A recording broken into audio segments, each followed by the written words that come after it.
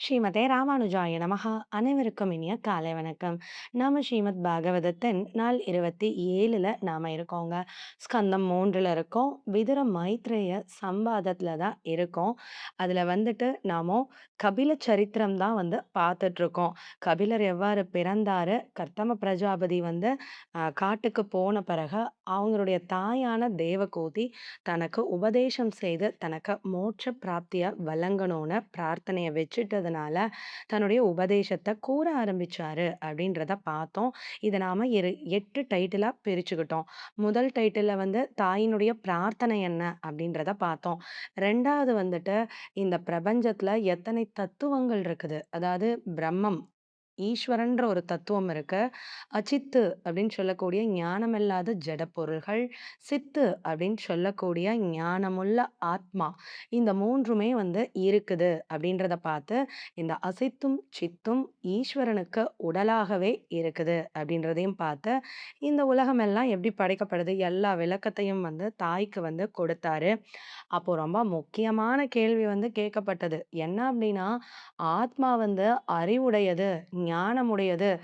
எந்த ஒரு பாதிப்பும் ஆத்மாவுக்கு ஏற்படாது அப்படின்னா, ஏன் நாம இன்ப துன்பத்த நாம அனுபவிக்கிறோம்? அப்படின்ற கேள்வி வந்தது.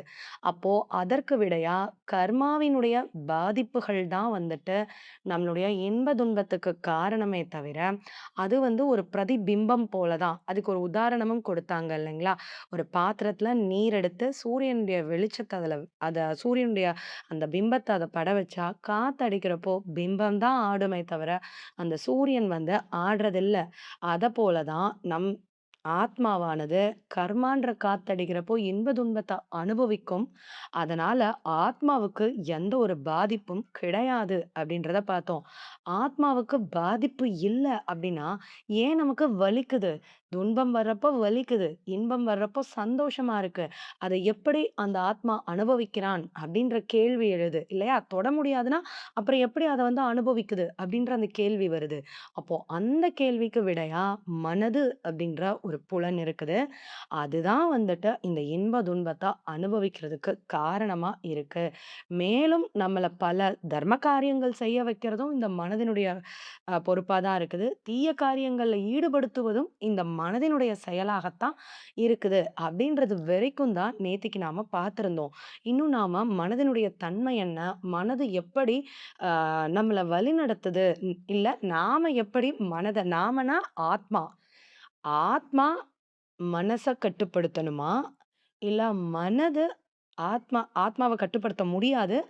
புலன்கள வந்து புலன்கள் வசத்துக்கு போயி, நமக்கு தீமைய செய்யுமா? அப்படின்ற அந்த விஷயங்கள தான் நாம இன்னைக்கு பார்க்கணும். வாங்க நாம இன்னைக்குரிய கதைய பார்க்கலாம். கொஞ்சம் கடினமாகத்தாங்க இருக்கும். ஏன் அப்படின்னா, கதையா போனா ரொம்ப இன்ட்ரெஸ்ட்டா போயிட்டே இருக்கும். இந்த மாரி கான்செப்ட் எல்லாம் வரதுல கொஞ்சம் டிஃபிகல்ட்டா தான் நமக்கு இருக்கும். இத நாம ஒரு தடவ இல்லைங்க, நெறைய தடவ நாம போட்டு போட்டு கேட்கிறப்போ, இத வந்து முடிஞ்சா இந்த ஒரு ரூட் இருக்குது இல்லைங்களா? எப்படி உலகம் பிறந்தது? அதுக்கப்புறம் என்ன கதை? என்ன அப்படின்றதெல்லாம் நாம ஒரு பேப்பர்ல நாம எழுதினோம் அப்படின்னா, அது வந்து ரொம்ப ஆழமா மனதுல வந்து பதியும். கதை அப்படின்னா கேட்டாலே போதும். ஆனா கருத்துகள பொறுத்தளவுக்கு நாம கேட்கவும் செய்யணும். அதே நேரம் அத வாசிக்கிறது மற்றும் எழுதி பார்த்தல். இந்த 2ம் வந்து இருக்கிறப்போ, இந்த கருத்து நம்ம மனசுல நல்லா ஸ்ட்ராங்கா ரெஜிஸ்டர் ஆகும். ஏன்னா கேட்கிறப்போ நல்லா புரியிற மாதிரி நமக்கு இருக்கும். ஆனா, அதுக்கப்புறம் பார்த்தீங்கன்னா, என்ன அப்படின்றது ஒரு கிளியர் ஸ்டேட்மெண்ட்டா வந்து இருக்காது. என்னமோ இப்படி அப்படின்னு வந்ததே, ஆனா என்ன கிளியரா அப்படின்றது புரியாது. ஆனா, அதே இது நல்லா இத ஒரு தடவ எழுதிட்டோம், இல்ல வாசிச்சுட்டோம் அப்படின்னு வையுங்களேன், நல்லாவே வந்து புரியும். ஸோ, அதனால இத நாம நிதானமாவே தான் போயிட்டுருக்கோம். ஆனா, எவ்வளோ தூரம் புரியும் அப்படின்றது பகவானுக்கு தான் வந்து தெரியும். அதனால நாம பகவான் கிட்டயே வந்து பிரார்த்தனைய வைப்போம். நம்ம எல்லாத்துக்குமே வந்துட்டு இந்த கபிலர் தான் சாங்கிய யோகத்தையே சொல்லியிருக்காருன்னு சொல்றாங்க. அந்த கபிலமூர்த்தியே நம்ம எல்லாத்துக்கும் பரிபூரண அனுக்கிரகத்த கொடுத்து, அவர் செய்த உபதேசம் அவர் தாய்க்கு மட்டுமல்ல, இந்த பூமியில உள்ள ஒவ்வொரு ஜீவராசிக்கும் தான் சொல்றாங்க. அப்ப அவர் கருணையானது நமக்கு கிடைக்கப்பெற்ற அந்த உபதேசமானது நன்கு நமக்கு புரிந்து, அத நம் வாழ்வியலிலும் நாம் நடைமுறைப்படுத்தக்கூடிய வாய்ப்பையும் அந்த பகவானே நமக்கு தந்துரணும். ஏன்னா, இவர் உபதேசம் பண்ணத கேட்டு, அந்த தேவகூதி அதே மாரி நடந்துகிட்டு, அவங்க மோட்சத்துக்கே போயிட்டாங்க. ஸோ, அப்போ அதுக்கெல்லாம் யார் காரணம்? பகவான் தான் இல்லைங்களா? ஸோ, அதேபோல பகவானே இந்த விஷயங்கள் எல்லாம் நமக்கு சொல்லட்டும். அவரே உள்ளுக்குள்ள மனசுக்குள்ள இருந்து கிரகிக்கும் தன்மையவும் கொடுத்து, நம் மனதுல நல்லா பதிய வைக்கட்டும்.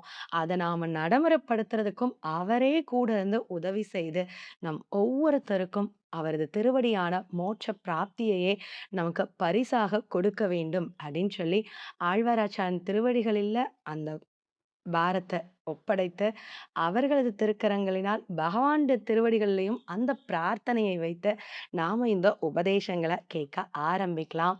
இப்ப என்ன அப்டின்னா, "மனது தான் எல்லாத்துக்கும்" அப்டின்னு சொல்லிட்டாருங்களா? இப்ப என்ன சொல்றாங்க அப்டின்னா, "மனது புலன்களின் பக்கம் திரும்பினால் மீண்டும் மீண்டும் கர்மா, மீண்டும் மீண்டும் பிறப்பு, இறப்பு. அதே இது மனது இறைவன் பக்கம் திரும்பினால் நமக்கு மோட்சம் வந்து கிடைக்கும். ஆத்மாவ உஜ்ஜீவனம் அடைய வைக்கக்கூடிய ஒரு கருவியா மனது தான் இருக்கு. என்ன அப்டின்னா, பகவான் ஒவ்வொரு ஜீவராசிக்கும் ஒரு சின்ன சுவாதந்திரத்த குடுக்குறாரு.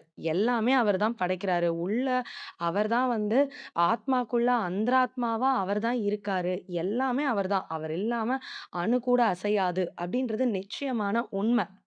ஆனா, இந்த மனதுக்கு ஒரு சின்ன சுவாதந்திரம். சுவாதந்திரம்னா ஒரு சின்ன சுதந்திரம் வந்து குடுத்திருக்கிறாரு.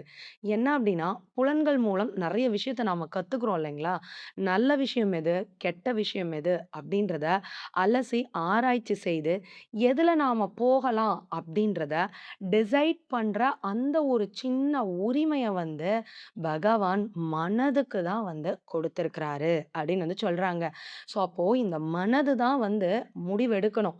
இந்த ஆத்மாவ புலன்கள் பக்கம் திருப்புறதா, இல்ல இறைவன் பக்கம் திருப்பி நல்ல விதத்துல கொண்டுட்டு போறதா அப்படின்றத இந்த மனது தான் டிசைடிங் அத்தாரிட்டியா வந்து இருக்குது. ஸோ அப்போ இது புலன்கள் பக்கம் திரும்பி புலன் இழுக்கிற இழுப்புக்கு போக ஆரம்பிச்சுச்சு அப்படின்னா, கண்டிப்பா நாம மாறி மாறி தப்பு, ரைட்டு, தப்பு, ரைட்டு மாத்தி மாத்தி செய்துட்டே இருப்போம். இதே இது இறைவன் பக்கம் திருப்புச்சு அப்படின்னா, நமக்கு பக்தியானது வளர்ந்து, பற்றுதல்களை எல்லாம் விட்டு, நாம இறைவன் திருவடிய அடைவோம். ஸோ, அப்போ மெயினான மூல காரணமாவே இருக்கிறது வந்து எது அப்படின்னு பார்த்தா, மனது தான். அப்போ இந்த மனத தான் நாம என்ன பண்ணணும் அப்படின்னா, ரொம்ப வந்து தூய்மையாக வைத்திருக்க வேண்டும்.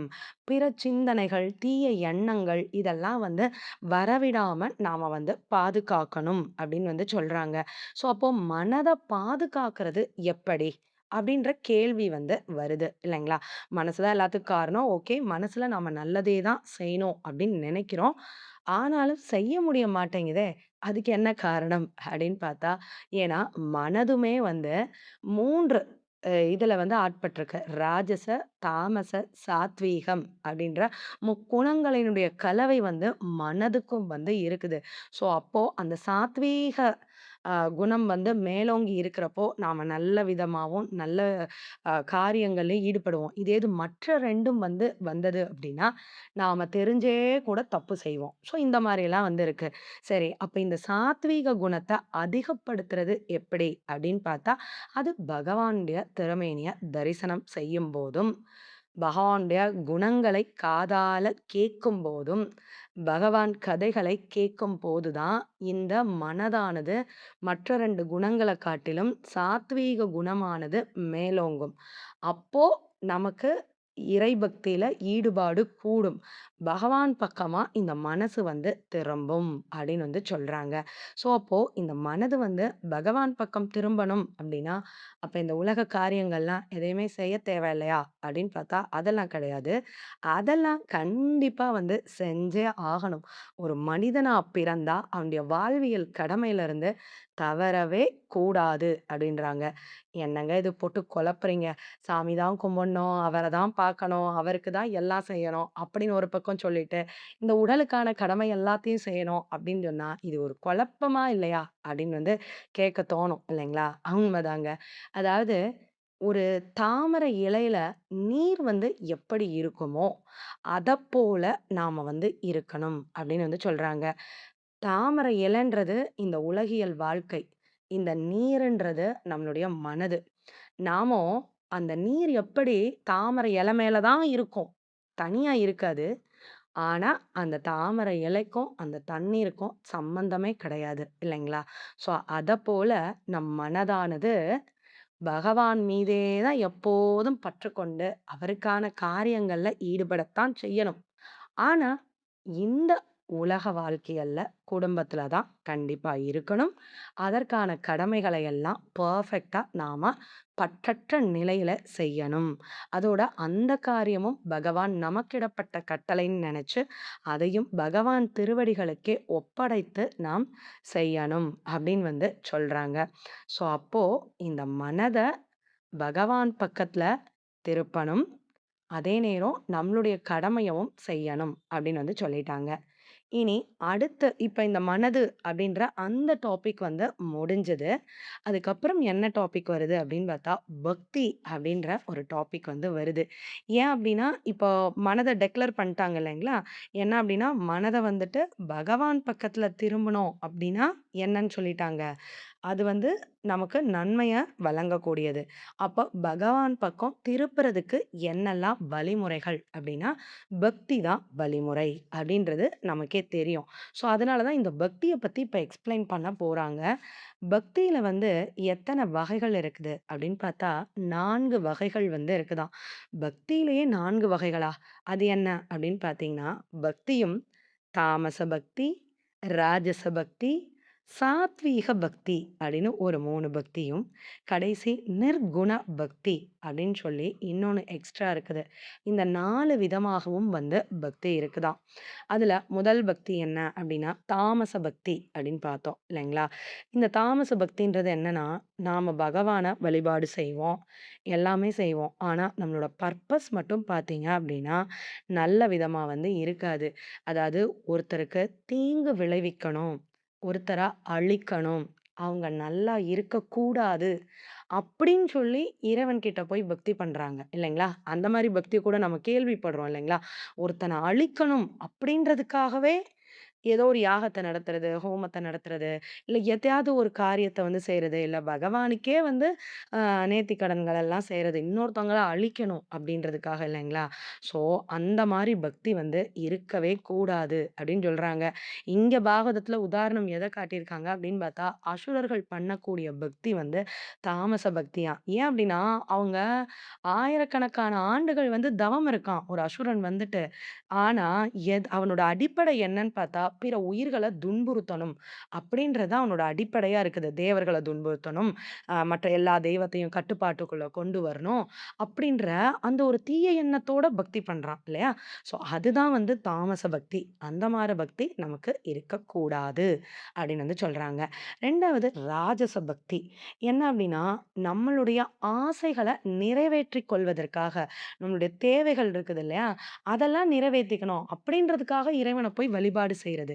அதுதான் ராஜச பக்தி அப்படின்றது. அதாவது இந்த உலகியல் இன்பங்கள அனுபவிக்கிறக்காகவும், செல்வம், பதவி, புகழ், இல்ல உயர்ந்த லோகமான சொர்க்கலோகம் முதலிய பல லோகத்த அடையணும். ஒரு ஆடம்பரமான வாழ்க்கை வேணும்.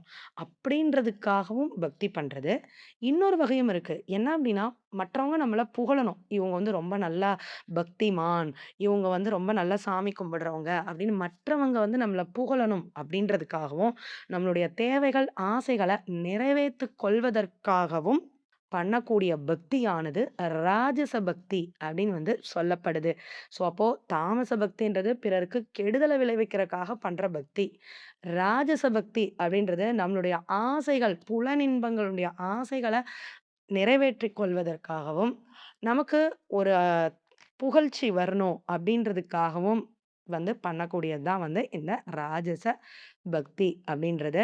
ஸோ, இப்போ இதுவரைக்கும் பார்த்துருக்கோம். இன்னும் பக்தி இந்த 2 பக்தியும் நல்ல பக்தி இல்ல. இத நாம செய்யக்கூடாது. இதற்காகலாம் நாம பகவான வழிபாடு செய்யக்கூடாது.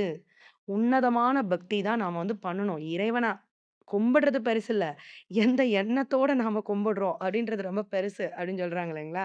ஸோ, அப்போ இந்த 2 பக்திய பார்த்துட்டோம். 2 வேண்டான்ற பக்திய பார்த்துட்டோம். வேணும் அப்படின்னு 2 பக்தி இருக்கு இல்லையா? அந்த 2 பக்தி என்ன? அதன் மூலமா நாம எப்படி இறைவன அடையலாம்? அப்படின்றத பொறுத்திருந்து பார்ப்போம். பகவான் திருவடிகளுக்கே பல்லாண்டு கூறி அமைகிறேன். ஸ்ரீமதே ராமானுஜாய நமக. நன்றி.